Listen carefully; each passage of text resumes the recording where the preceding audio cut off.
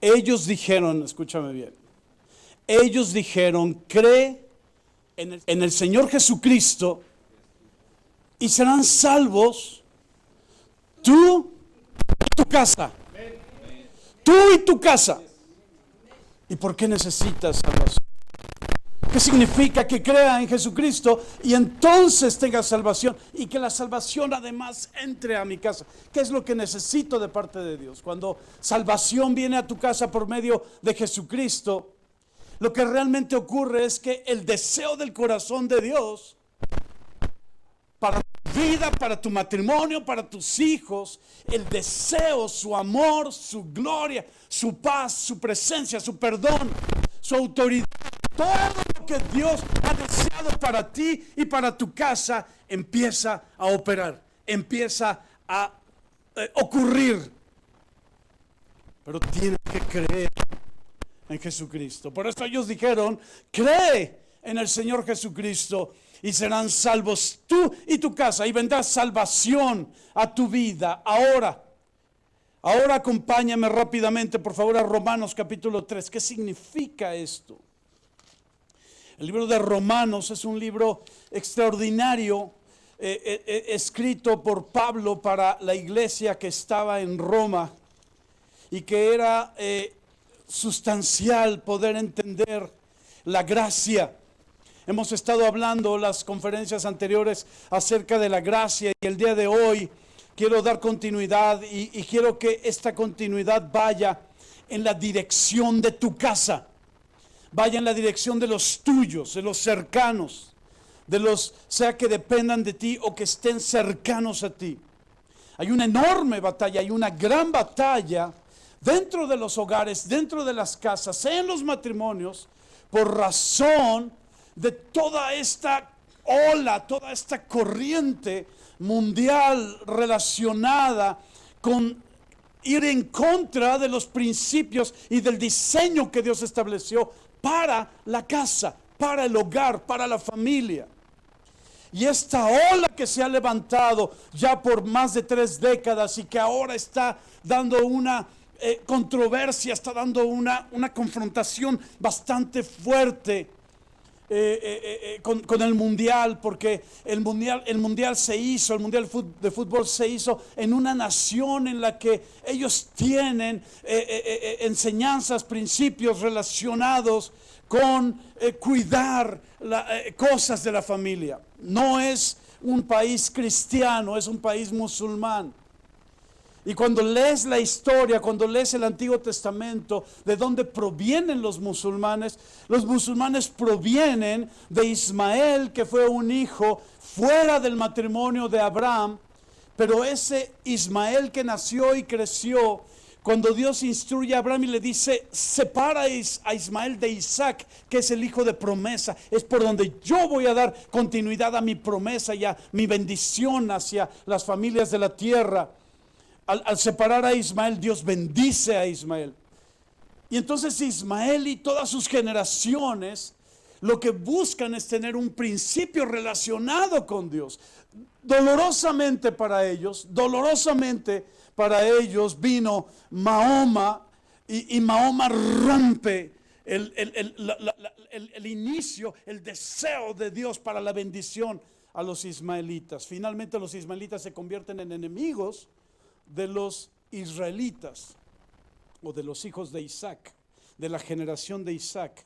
No quiero profundizar sobre esa parte, pero lo que quiero dejar es la razón por la que hay esa controversia entre esta ola mundial relacionada con todo lo que es romper el diseño original de matrimonio, el diseño original. Dios establece el matrimonio, Dios establece a la familia, Dios establece la posición de autoridad de los padres sobre los hijos, Dios establece el que el hombre sea cabeza de la mujer y la mujer sea bendición para su casa.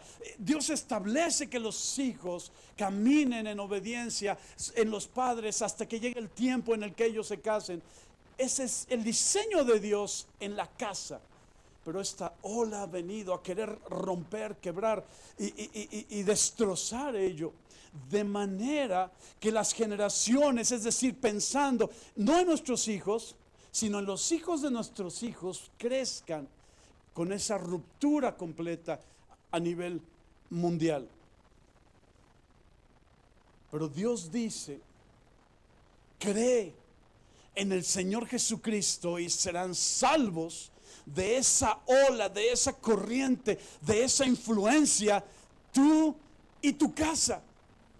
Y la salvación vendrá para que el deseo, el diseño original y también el deseo en el corazón de Dios venga a tu vida. Venga a tu matrimonio, venga a tus hijos y al matrimonio de tus hijos y a los hijos de tus hijos. Tus generaciones van a ser benditas por causa de que tú creas en el Señor Jesucristo. Ahorita vamos a ese pasaje. Con ese pasaje voy a terminar, pero yo quiero que leamos por favor en el libro de Romanos capítulo 3, ¿verdad? Estamos ahí en el versículo 21. Y en el versículo 21 dice, pero ahora, es lo que Pablo está enseñándole a los romanos. Dice, pero ahora, aparte de la ley, se ha manifestado la justicia de Dios, testificada por ley y por los profetas. La justicia de Dios por medio de la fe, ¿en quién? Oh, gracias Jesús. La justicia de Dios por medio de la fe en Jesucristo para todos los que creen en Él. En eso se sustenta, sobre eso descansa la salvación y la vida eterna, en el creer en Jesucristo, en el haber traído justicia por medio de la fe y no por medio del quebrantamiento, no por medio de la transgresión del pecado. Dice, continúa el versículo diciendo, porque no hay diferencia, por cuanto todos pecaron y están destituidos de la gloria de Dios, siendo justificados gratuitamente por su gracia. Esto es importantísimo, esto es sustancia. Esto es sustancia en el corazón de Dios. Mira, déjame hacer una analogía. Hay cosas que como padres queremos enseñarle a nuestros hijos y les enseñamos principios, les enseñamos valores. Hay una diferencia entre principios y valores. Hay un video muy bueno y mira, hasta ahorita me ha venido a la mente, pero quizás lo has visto. Hay un conferencista, no estoy hablando de un cristiano, pero es un conferencista que habla entre la diferencia entre los principios y los valores. Y dice que un hombre un día estaba en un hotel y pidió una pizza. ¿Has visto ese video? Estaba en un hotel con otra persona, con una mujer, y llegó, pidió una pizza para poder comer. Y cuando llegó la pizza, la caja de la pizza tenía no sé cuántos dólares, pero muchísimo dinero. Ajá. Y entonces él abre la caja de la pizza y él le llama al de la pizzería y le dice, oye, yo pedí una pizza y me trajeron otra cosa, me trajeron dinero y yo lo quiero devolver. Y entonces cuando regresa el repartidor y le devuelve la caja con el dinero, el repartidor le dice, oiga, esto lo tiene que saber todo el mundo. ¿Qué valores tiene usted? El no haberse quedado con el dinero y haber simplemente dicho, yo no recibí nada, y haber tenido ese dinero para su gasto. ¿Qué valores tiene usted? Que todo el mundo lo tiene que saber y le vamos a llamar a la prensa y le vamos a dar a conocer a todo el mundo quién es usted. Y este hombre dice, no quiero que saques nada y no quiero que le digas a nadie que yo he hecho esto de devolver este dinero. Y le dice, ¿pero por qué? Todo el mundo debe de conocerle y debe de aprender de usted, de sus valores. Y dice él, no, lo que pasa es que la mujer que está en esta habitación de hotel no es mi esposa. Entonces tenía valores, pero no tenía principios. Esto es muy importante que no lo pierdas de vista. Los padres ponemos sobre nuestros hijos principios y valores. Y esta diferencia, si tu conducta es diferente a tus principios y tus valores a los que tú quieres inculcar, entonces conviertes eso en un problema. Hay una incongruencia y la incongruencia causa debilidad de carácter. La incongruencia causa debilidad en el diseño original que Dios estableció y que tú deseas para tus hijos y para que tú deseas para tu casa. Por eso es que dice el versículo 22, al final dice, porque no hay diferencia, y el versículo 3 dice, por cuanto todos pecaron y están destituidos de la gloria de Dios. Hay ocasiones en que nosotros decimos, yo he sido un hombre muy bueno, o he sido una mujer muy buena, he respetado a mis padres, he respetado a mi casa, he respetado a mi esposo o mi esposa, yo he sido una persona muy buena. Pero ante los ojos de Dios, con cualquier cosa con la que hayas ofendido a Dios, consciente o inconsciente, entras o entramos en este pedacito, en este versículo que dice: por cuanto todos pecaron y están destituidos de la gloria de Dios. ¿Qué significa? Que no hay salvación para quien tiene en su vida el pecado. Si todo es pecado, no hay forma de que vayamos a la gloria de Dios, no hay forma de que tengamos vida eterna, no hay forma de que al morir pasemos nuestra eternidad con Dios. Pero entonces viene Jesucristo. De ahí es donde radica la parte más importante, en el que Jesús, siendo Dios, se despoja de su condición de Dios. Dice, ¿qué es? Hebreos. Luego lo buscamos, ¿de acuerdo? Pero dice que se despoja a sí mismo de su condición de Dios, haciéndose en forma de siervo. Y estando en forma de siervo, se hace obediente hasta la muerte y muerte de cruz. Y escoge morir porque por medio de su muerte y el derramamiento de su sangre, aquellos que creemos en Jesús, aquellos que oímos ese mensaje, creen en el Señor Jesucristo y serán salvos tú y tu casa. Al momento en el que lo creemos y lo tomamos para nosotros, ese sacrificio no queda en la historia de hace más de 2000 años, sino se vuelve nuestro, se hace nuestro y se hace evidente en nuestra vida. Ese es el propósito real de Jesucristo al haberse despojado de su condición de Dios y hacerse en forma de siervo. ¿Mande? Gracias Robert. Filipenses 2. Los que no me conocen, mi memoria es realmente mala, pero disfruto mucho de esto, porque entonces ya no nos ganamos el cielo por causa de la obediencia a la ley de Moisés. Nadie podría. No hay forma de que los 10 mandamientos que hemos aprendido los podamos obedecer y al obedecerlos nos ganemos el cielo. No hay manera, porque en algún momento mentimos, en algún momento ocultamos la verdad, en algún momento causamos un daño. Jesús dice que Santiago dice que con la lengua podemos causar vida o muerte. Entonces hay veces que si ofendemos a alguien y lastimamos su alma, ya estamos transgrediendo uno de los mandamientos cuando dice no matarás. Es decir, la ley fue establecida para la nación de Israel para que ellos se mantuvieran apartados de la maldad que era producida por las otras naciones de la tierra. Pero ellos mismos no alcanzaron esa misma salvación, esa misma libertad de estar apartados por causa de la ley de Moisés. Pero Jesucristo viene y dice: hey, en mí se va a cumplir la ley si tú crees. Si tú crees, entonces en mí va a descansar la ley de Moisés para que se cumpla en ti por medio de mí. Jesús no conoció pecado. Y al no conocer pecado, e ir a la cruz y entregar su vida y que su vida costara injustamente el pago de nosotros, de nuestros pecados, entonces por medio de ese sacrificio viene la salvación a nuestra vida. Esto que dice aquí, dice versículo 24, siendo justificados gratuitamente por su gracia, se refiere a que no nos cuesta un centavo a nosotros. No hay manera que podamos comprar la gracia. No hay manera que podamos comprar la salvación. No hay manera, no hay monto en la tierra, no hay dinero, no hay oro, no hay plata que pueda acumularse, venir delante de Dios y decir: aquí tengo todo esto, yo quiero tu salvación y aquí ya estoy pagando por la salvación. Porque la sangre de Jesús fue el precio. Y el precio de la sangre de Jesús es la sangre de un hombre que no conoció pecado, que no había iniquidad en él, que no había acusación alguna que hacer contra de él, pero él entrega su vida y derrama su sangre. Y esa sangre es inocente al 100%. Y por medio de esa sangre es limpieza de pecados a través de la fe.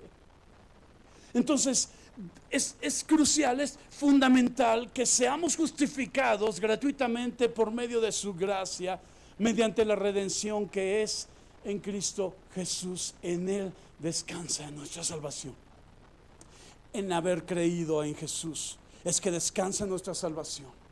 Sin importar cómo somos, quiénes somos, sin importar qué tan buenos o no lo seamos, cuando creemos en Jesús, cuando creemos en Jesucristo, entonces la salvación viene, la justificación viene, la redención viene y la reconciliación con el Padre viene, y entonces nuestra vida comienza el tiempo de gracia. El deseo de Dios en nosotros comienza a partir de ese momento. ¿Estás conmigo? Vamos a regresar entonces a Hechos capítulo 16. Me interesa muchísimo poder leer el por qué llegaron estos hombres. Dice, ellos dijeron, cree en el Señor Jesucristo. Bueno, ¿quiénes son ellos? ¿Cómo es que llegaron a este momento en el que podían dar este mensaje y que ese mensaje pueda trascender durante los siglos y llegar el día de hoy a tu vida y a tu corazón? Que puedas recibirlo en tu vida y en tu corazón. Mira bien lo que dice el capítulo 16, desde el versículo 6, por favor.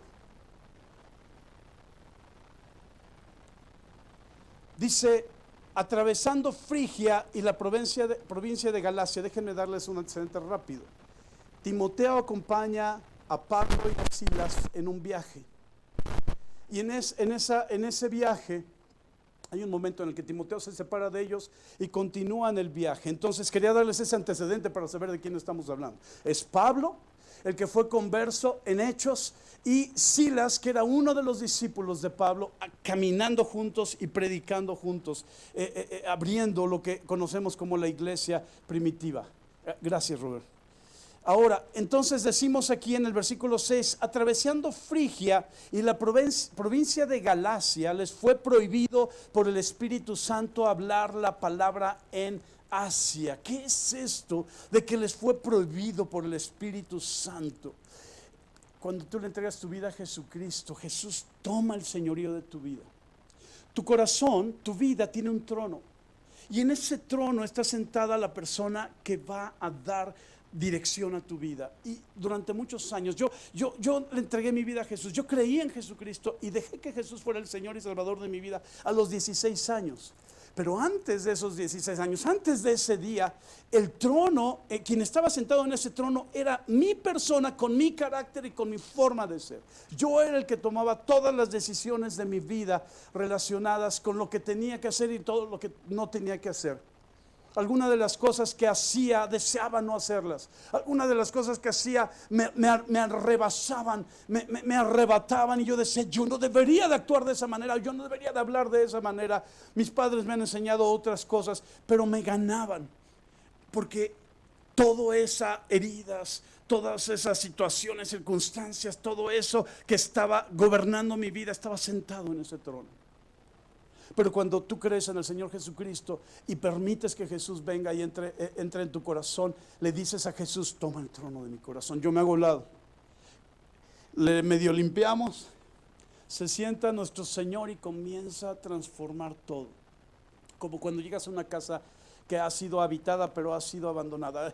Esta experiencia la tuvimos nosotros cuando éramos niños. Mis padres se cambiaron de casa, compraron una casa nueva, más grande de donde vivíamos.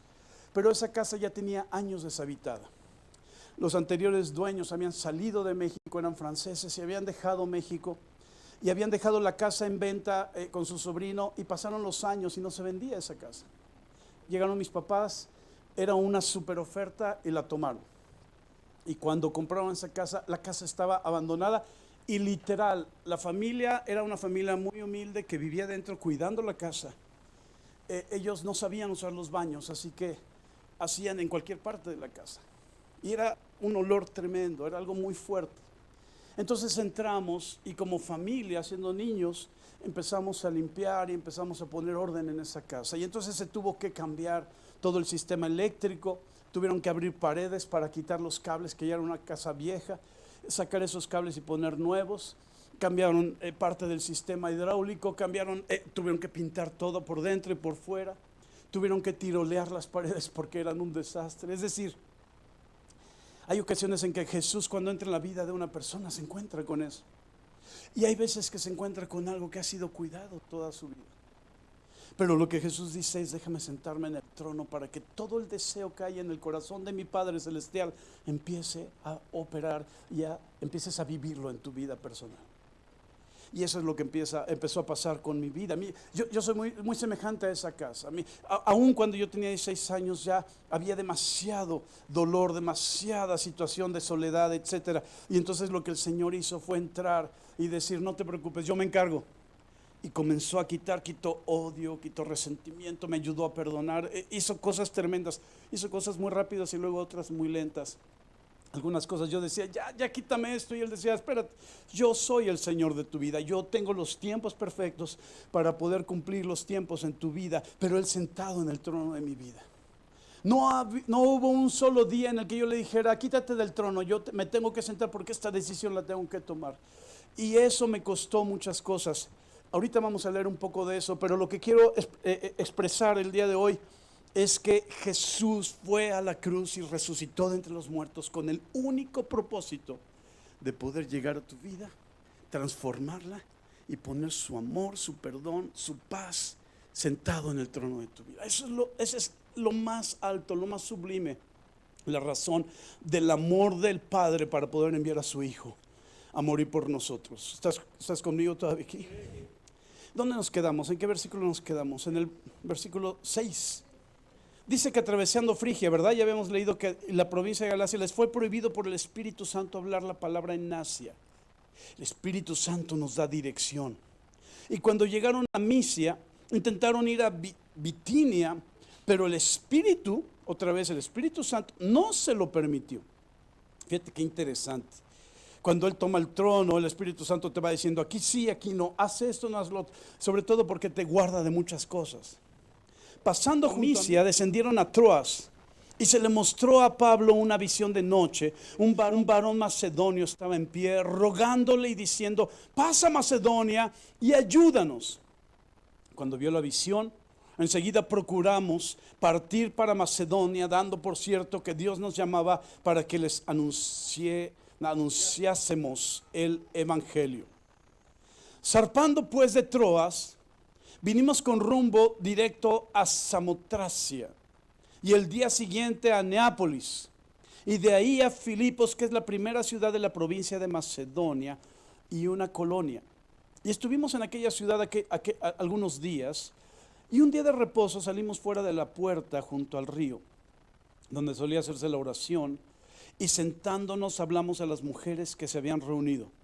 Entonces una mujer llamada Lidia, vendedora de púrpura de la ciudad de Tiatira, que adoraba a Dios, estaba oyendo, y el Señor abrió el corazón de ella para que estuviese atenta a lo que Pablo decía. Y cuando fue bautizada y su familia, nos rogó diciendo: si han juzgado que yo sea fiel al Señor, entren en mi casa y posen, y nos obligó a quedarnos. Aconteció que mientras íbamos a la oración, nos salió al encuentro una muchacha que tenía espíritu de adivinación, la cual daba gran ganancia a sus amos adivinando.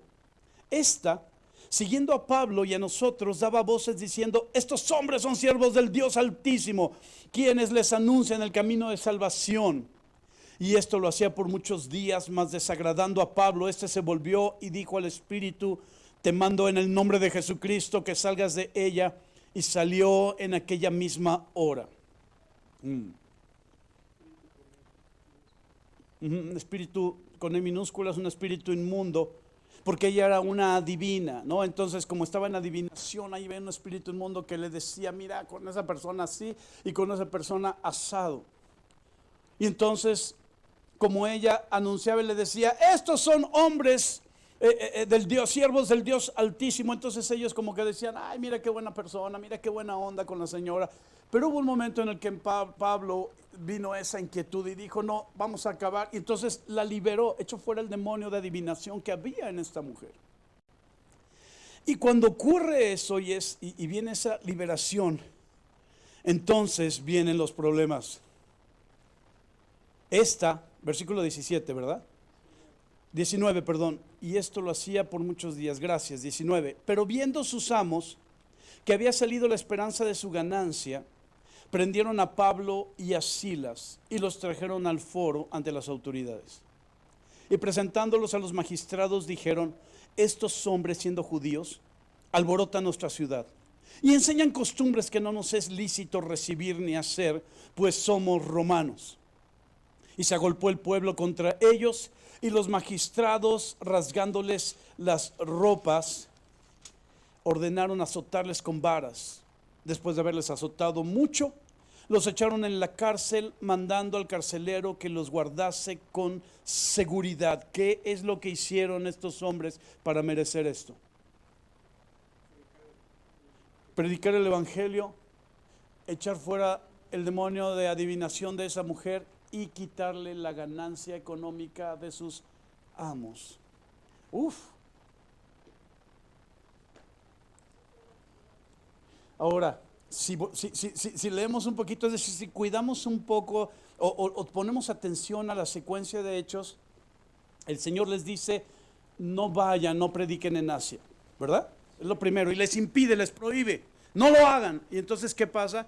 Viene una visión de noche a Pablo y dice un hombre macedonio, dice: vengan y ayúdenos. Entonces el Espíritu Santo le habla a Pablo a través de esta visión y le dice: ve a Macedonia. Y llegan a Macedonia y lo que se encuentra en Macedonia primero es una mujer que cree, que recibe el anuncio de creer en Jesucristo, y ella dice: sí, yo quiero a Jesús sentado en el trono de mi corazón. Y cuando es bautizada, cuando lo recibe, ella dice: quédense en mi casa, ¿verdad? Ellos están obedeciendo lo que el Espíritu Santo está haciendo. Entonces, ¿qué es lo que hace? ¿Que el Espíritu Santo es el que nos mete en problemas? Oh, no. Es que cuando has nacido de nuevo, cuando has entregado tu vida a Jesús y has nacido de nuevo, esa nueva vida tiene que ser formada diferente conforme al diseño de Dios para tu vida. Y eso implica este tipo de situaciones, este tipo de circunstancias. ¿Qué quiere decir? Si le entrego mi vida a Jesús, ¿voy a ir a la cárcel? No. Es curioso, pero antes de conocer a Cristo, hacíamos cosas delictivas nosotros. Incluso salimos en el periódico local de allá, de Ciudad Satélite, en la Ciudad de México. Y luego, en una ocasión, 2 camionetas de judiciales nos pararon en una camioneta donde nos juntábamos varios. Nos cercaron, nos cerraron el paso y nos bajaron de la camioneta, nos pusieron con el piso cabeza abajo y nos pusieron así las metralletas apuntando para decir: no se muevan. Y uno de mis amigos de ese tiempo era hijo del jefe de prensa del Estado Mayor Presidencial. Era el que le hacía los informes de gobierno a Miguel de la Madrid cuando era presidente. Entonces le saca la credencial y se la avienta al judicial y le dice: háblale a mi papá y avísale que me acabas de detener. Y entonces nos levantaron, nos sacudieron las ropas y nos dijeron: discúlpenos, nos equivocamos de camioneta. No vuelve a pasar. Era cuando había corrupción, ¿verdad? Y bueno, ¿por qué estoy contando esto? Porque nunca pisé una situación de cárcel, nunca.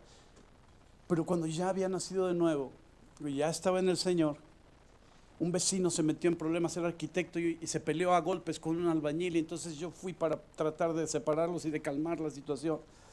Y entonces el albañil estaba así como que muy ofuscado, iba a pasar una patrulla, subieron al albañil y se lo llevaron detenido. Y entonces el arquitecto me pide que lo acompañe para poder ir a levantar el acta, pero cuando íbamos ahí siguiendo, la patrulla se desvió. No les hago la situación larga, nos equivocamos de patrulla y mi vecino les aventó el carro a la patrulla y bajó a los policías y los empezó a golpear, y no había ningún albañil ahí para atrás. Entonces se puso la cosa difícil y nos metieron a la cárcel, nos metieron ahí detenidos durante horas. No al reclusorio, pero sí a los separos. Ya estaba en el Señor y por tratar de ayudar, todavía mi esposa me reclama eso. Ya éramos novios y todavía me dice: ¿por qué hiciste eso? Pero bueno, eso, por si alguna vez ustedes se meten en problemas, yo me voy a quedar aquí. Regresamos donde nos quedamos rápidamente. Gracias. Entonces dice, pero 23 dice: porque pasando, ¿sí es ahí? Perdón, gracias, es que me está yendo al otro capítulo. Después de haberlos estado mucho, los echaron en la cárcel, mandando al carcelero que los guardase con seguridad, el cual, recibido este mandato, los metió en el calabozo de más adentro y les aseguró los pies en el cepo. Eh, ¿eh? Cepo. Sí, las grilletes, ¿no? Lo que hace que no se puedan mover. Pero a medianoche, orando Pablo y Silas, cantaban himnos a Dios. Ahorita estábamos cantando al Señor, estamos adorando al Señor. Y los presos los oían. Entonces sobrevino de repente un gran terremoto, de tal manera que los cimientos de la cárcel se sacudían. Y al instante se abrieron todas las puertas y las cadenas de todos se soltaron. Wow. Despertando el carcelero y viendo abiertas las puertas de la cárcel, sacó la espada y se iba a matar, pensando que los presos habían huido. Mas Pablo clamó a gran voz diciendo: no te hagas ningún mal, pues todos estamos aquí. Él entonces, pidiendo luz, se precipitó adentro y temblando se postró a los pies de Pablo y de Silas, y sacándolos les dijo: señores, ¿qué debo hacer para ser salvo? Ellos dijeron: cree en el Señor Jesucristo y serás salvo tú y tu casa. Y le hablaron la palabra del Señor a él y a todos los que estaban en su casa. Y él, tomándolos en aquella misma hora de la noche, les lavó las heridas y enseguida se bautizó él con todos los suyos. Y llevándolos a su casa les puso la mesa y se regocijó con toda su casa de haber creído a Dios. Un hombre que los había llevado a la parte más segura y los había atado, los había encadenado, ahora los tenía en el comedor de su casa, sirviéndoles y recibiendo la salvación dentro de su casa. ¿Qué es? Es Jesucristo. La gracia de Jesucristo operando en la vida de las personas. Hay cosas que dices: esto no va a poder cambiar, esto es imposible que pueda cambiar. Hay algunos que dicen: mira, este hijo o esta hija no van a poder llegar a Jesús. Pero lo único que Dios te dice es: cree en el Señor Jesucristo y vendrá la salvación a ti y a tu casa. No hay ninguna razón para que no lo sea. Es una promesa de Dios, pero tienes que creer. Pensamos de repente y decimos: ay, el otro día, hace muchos años, ¿se acuerdan? Hace muchos años yo les preguntaba: piensa en alguien que digas, es imposible que esta persona pueda llegar al Señor. Y uno de esa lista, esposo de Guille, llegó al Señor. Y vimos cómo Dios transformó su vida. Y Dios en su tiempo, y Dios bajo su dirección y bajo su voluntad. Es muy importante que no perdamos de vista esto. La casa es bendecida si tú crees en el Señor Jesucristo, y todos los de adentro van a recibir esa salvación. ¿Estamos? Vamos a orar, ¿qué les parece?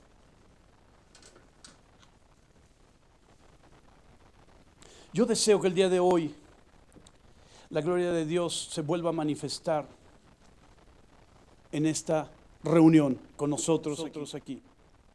Su presencia está aquí. Yo no sé si tú la percibes, pero aquí está su presencia. Ahora yo te pido, Espíritu Santo, que vengas a nosotros y hables y nos muestres cuál es el deseo de nuestro Padre Celestial para nosotros. Tu palabra dice que tú tienes pensamientos de bien para nosotros. Tu palabra dice que seremos prosperados en todas las cosas. Dice, amado, yo deseo que tú seas prosperado o prosperada en todas las cosas. Ese es el deseo de tu corazón, ahí está. Pero yo quiero que ese deseo se esté cumpliendo en mi vida y que se cumpla continuamente. Así que yo voy a hacer un primer llamado. Escúchame bien. Si tú deseas que Jesús se siente en el trono de tu vida, y que comience Él, por su gracia, por su amor, por su misericordia, por su paz, a tomar decisiones en tu vida, yo te pido en esta mañana que levantes tu mano. Di: yo quiero. Levanta tu mano. Yo quiero. Veo sus manos, muchas gracias, pueden bajarla. Si hay alguien más, solo necesito un momento porque quiero dirigirlos en una oración. Esta oración se la vas a decir a Él. Es a Jesús. Jesús está aquí. Jesús dijo: donde dos o más se reúnan en mi nombre, ahí yo estaré en medio de ellos. Y Él está aquí. ¿Qué te parece si lo dices conmigo? Bienvenido, Jesús. Ya lo habíamos dicho hace rato, pero bienvenido otra vez. Jesús va a escuchar lo que tú vas a decir. Yo te voy a dirigir, pero Jesús va a escuchar lo que tú vas a decir. Así que los que levantaron su mano, repitan por favor conmigo: Señor Jesús, el día de hoy he tomado la decisión de abrir mi corazón, permitirte a ti entrar, sentarte en el trono de mi vida, y a partir de hoy que tú seas el Señor y Salvador de mi vida. Yo deseo que esa salvación venga a mí y a toda mi casa, sin importar dónde esté, ahí venga la salvación. Te pido perdón por cualquier ofensa, consciente o inconsciente, que yo he hecho contra ti. Y de la misma manera, yo decido perdonar a aquellos que me han ofendido. Porque tú dices, Jesús, que si nosotros no perdonamos a los que nos ofenden, tú no puedes perdonarnos a nosotros. Y yo quiero tu perdón. Así que decido perdonarles. Ahora con tu sangre preciosa, la misma que derramaste en la cruz, yo la recibo. Y todo pecado y toda ofensa sean limpios en mi vida, en el nombre de Jesús. Recibo tu salvación, recibo tu paz y recibo tu libertad. A partir de hoy, eres tú en mí. Transfórmame. Llévame a tu diseño original, porque ese diseño es perfecto. Y sin importar las circunstancias y lo que venga hacia adelante, tú eres el Señor de mi vida. Amén. Amén. Denle un aplauso a los que han tomado esta decisión. Es la mejor decisión que has tomado en tu vida. La mejor. Hace una semana y media mi esposa cumplió 40 años de esa decisión. Y yo en febrero cumplo 39. Yo soy más joven que mi esposa. Pero yo recuerdo cuando yo le entregué mi vida a Cristo, a las 2 semanas que mis amigos comenzaron a ver lo que Dios está haciendo en mi vida, uno de mis amigos más cercanos me dijo: te doy 3 meses. Te doy 3 meses para que vuelvas a hacer lo que eras antes. Pues ya casi cumplo 39 y me gustaría ver a ese amigo y decirle: hey, esto es real. Jesús sí resucitó. Es lo primero que yo les dije a mis amigos, porque yo era ateo antes de todo. Me habían convencido de ser ateo. Entonces, cuando yo le entrego mi vida a Jesús y llega mi primer día de escuela, yo entro a la escuela. Yo me acuerdo que caminabas, recorrías ahí un tramo. Ahí estaba yo en el TEC de Monterrey, del campus Estado de México. Y cuando llegué a donde nos juntábamos todos los amigos, ahí en el pasto, nos acostábamos ahí antes de empezar las clases. Yo llegué y lo primero que les dije fue: Jesucristo es real y sí resucitó. Eso fue lo primero que les expresé, y cada uno se fue parando sin contestarme nada y me dejaron solo. Pero bueno, ya después platicaré todos los detalles del asunto. Lo mejor de tu vida es cuando Jesús entra en tu corazón y se sienta y empieza a tomar decisiones contigo. El deseo de Dios se empieza a cumplir en tu vida. Segundo llamado, ¿sí? No se me desesperen, ya voy a acabar. Segundo llamado. Hemos peleado por los de nuestra casa, ¿verdad? Hemos orado por los de nuestra casa. Y a veces tenemos la sensación, yo no sé si a ustedes les ha pasado, pero a veces tenemos la sensación de que no van a llegar al Señor, de que sus vidas no van a ser salvas, de que ha pasado tanto tiempo que pensamos que como que nos falla la fe, o como que dejamos de confiar en esta promesa. Pero el día de hoy, en la mañana, el Señor me dijo: aférrate a esta promesa, porque esta promesa viene de mí y es para tu casa. Y en mi casa, ahí están mis hermanas y ahí están sus esposos y sus ex esposos. Y ahí están mis cuñados, los hermanos y hermana de mi esposa y sus cónyuges y ex cónyuges también. Y nuestros sobrinos y toda nuestra casa tiene que ser salva por medio de que hemos creído. Así que vamos a orar por ellos. ¿Qué les parece? Vamos a tomar un momento y vamos a orar por cada uno de ellos. Tal vez uno de ustedes diga, uno de mis hijos. Nosotros tenemos el honor de que nuestros dos hijos han decidido que Jesús sea Señor y Salvador de sus vidas, pero cada uno tuvo que tomar esa decisión y tuvieron sus momentos difíciles también. Así que no cedas. ¿Estás conmigo? Vamos a creer. ¿Estás conmigo? Vamos a poner la gracia en ellos ahora, en el nombre de Jesús. Amado papá, papito precioso, en este momento levanto a cada uno de nuestra casa, a cada uno de nuestros parientes, a cada uno de nuestros familia, cada uno de ellos, cada una de ellas. En el nombre de Jesús sean presentados delante de tu trono, el trono de la gracia, para que alcancen el oportuno socorro, para que tu misericordia se extienda sobre de ellos y la gracia llegue a ellos y puedan creer en ti, sin importar cuál sea la situación y su circunstancia. No miro su circunstancia, yo no miro sus errores, no miro sus defectos, no miro sus pecados. Lo que miro es lo que tú miras. Hay salvación en sus vidas por medio de la fe.